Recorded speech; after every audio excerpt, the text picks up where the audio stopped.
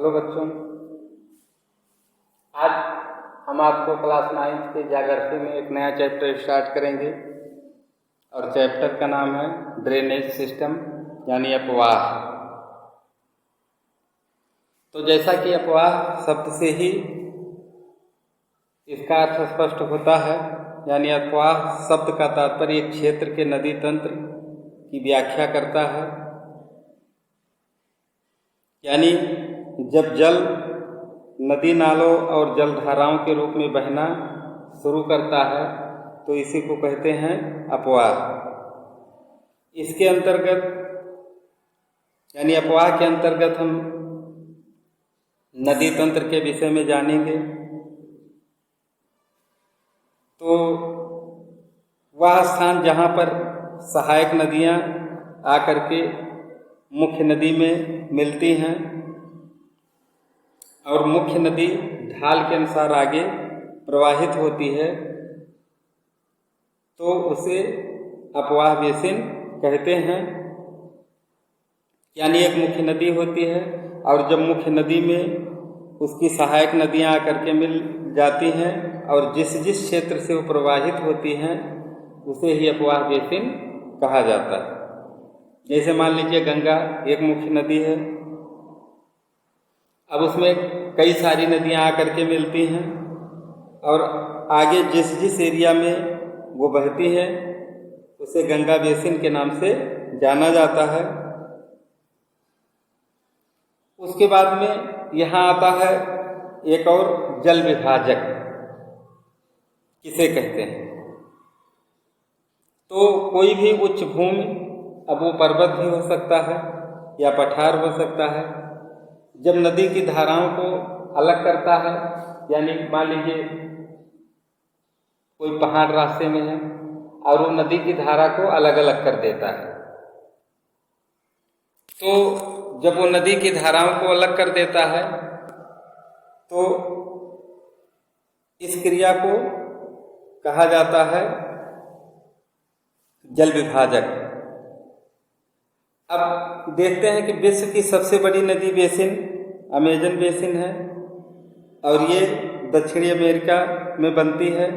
यानी अमेजन नदी दक्षिण अमेरिका में इस तरह के बेसिन का निर्माण करती है। अब जैसा कि आप लोगों को पता है कि नदी का उद्गम स्थल कहाँ से होता है, यानी नदियाँ कहाँ से निकलती हैं,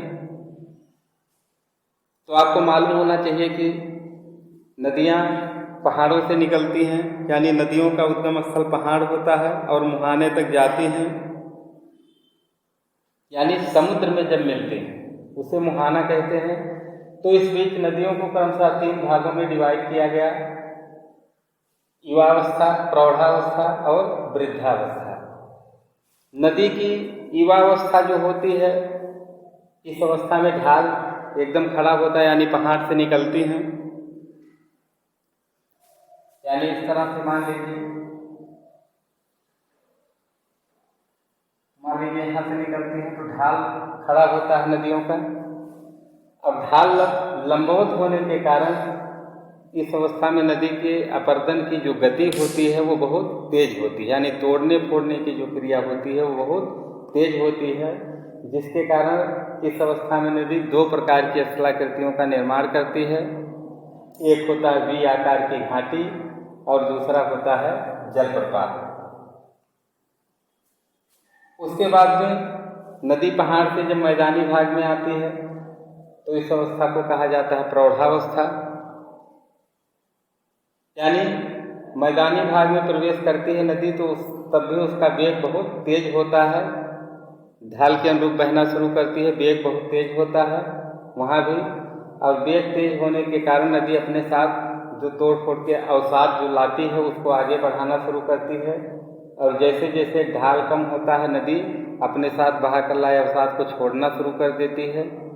और इस अवस्था में नदी 5 प्रकार के स्थलाकृतियों का निर्माण करती है।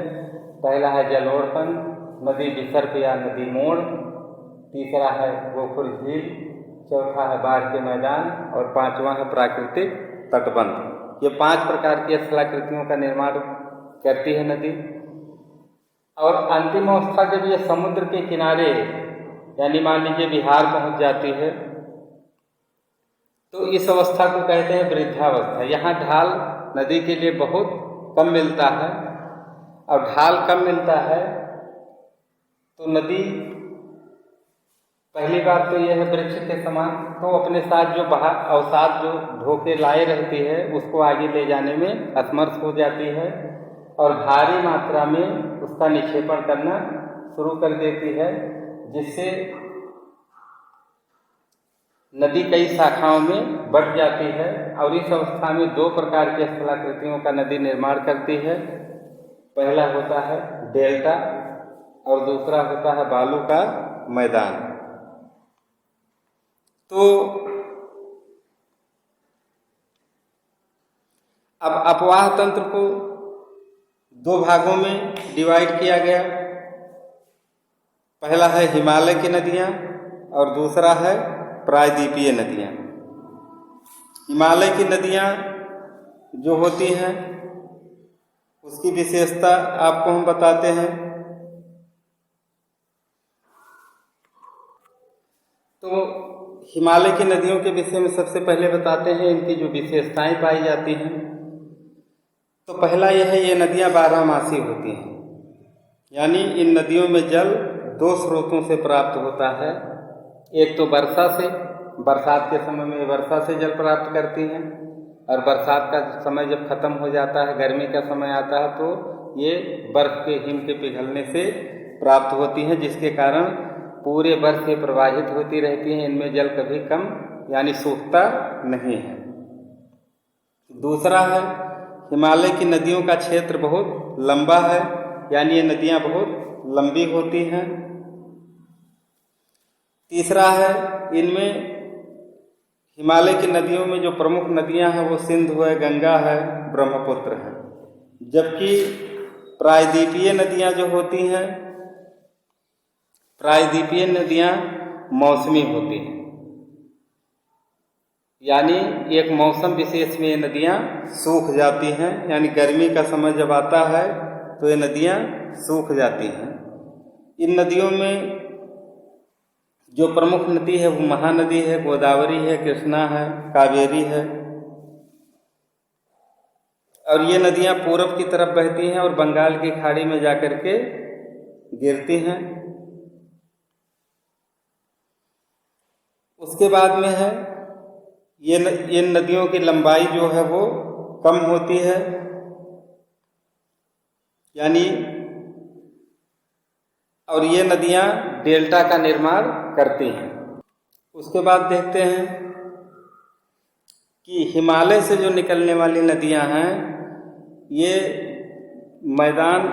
जिस क्षेत्र से बहती हैं वो क्षेत्र बहुत ही उपजाऊ होता है, यानी ये उपजाऊ मैदान का निर्माण करती हैं।